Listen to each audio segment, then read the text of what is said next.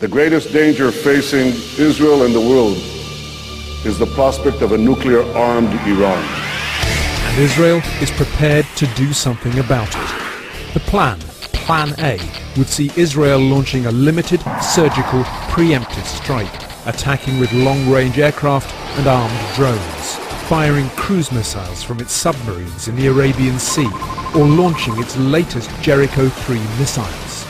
But the Iranians have learnt from history. They have spread and concealed their nuclear installations across the country.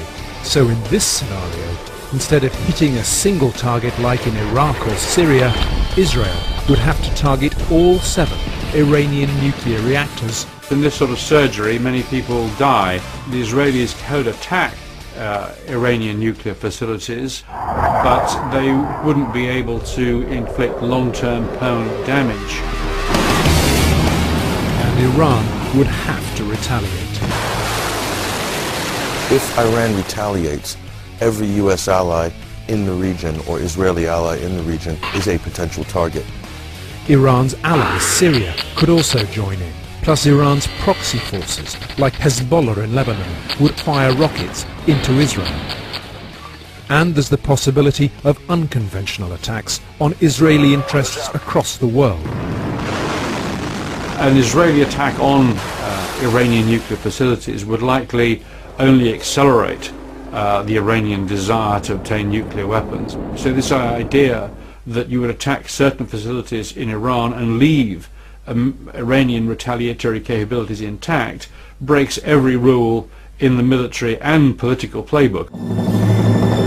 So, what's Plan B? The United States and the international community are determined to prevent Iran from acquiring nuclear weapons. The US military have had plans really since the fall of the Shah for military action. Cyber warfare is stage 1.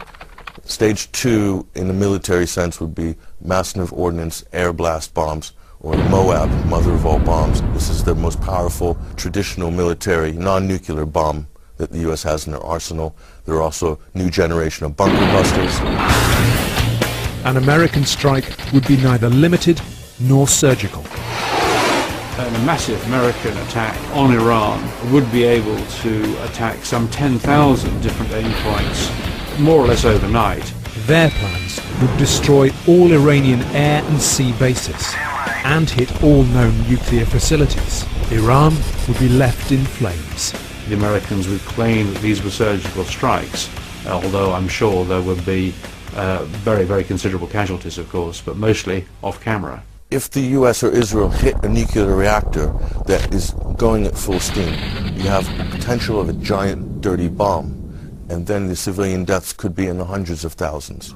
This conflict, with estimates of between 1 and 2 million Iranian civilians dead, could get out of hand. You got to be careful of unintended consequences here. Best laid plans of mice and men don't always come to fruition. Chaos theory can come into play. This is uncharted territory for both America and Israel.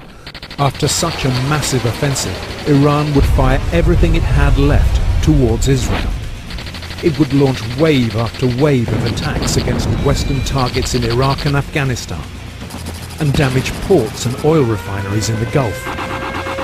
The US would ask its NATO allies for support, dragging Turkey and the 2 nuclear powers, Russia and China, reluctantly into the conflagration.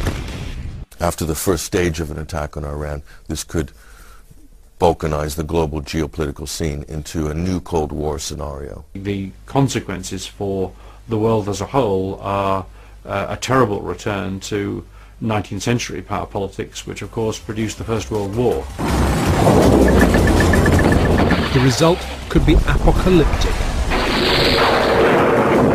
A new wave of global violence could follow, and soaring oil prices would be the final blow to a global economy in chaos. Are such doomsday scenarios bluff, psychological warfare, or is the world really prepared to go this far?